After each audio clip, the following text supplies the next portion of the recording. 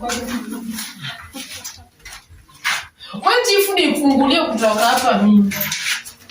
Mimi nimechoka kukaa hapa. Wewe Lasi, hii mtoto mdogo. Chief. Unanipigia nani? Unapigia nani kelele? Mimi simoniache basi nimekaa mtoto mzuri. Unajua wewe unasumbua sana. Si nimeacha kusumbua. Umefungwa jela kwa sababu gani? Wewe mwenyewe unaelewa hutaki kwenda shule. Alafu sasa unataka kunisumbua hapa hivi na umefungwa tu vizuri na unataka kunisumbua. Si nimechoka kuwekelea mkono yangu hapa juu. Ikae tu hivyo, usiwahi toa. Nimesema usiwahi toa. Sawa, tuenda wewe fanya basi kazi yako, hakuna njia nyingine. Hakuna kazi mimi nitafanya.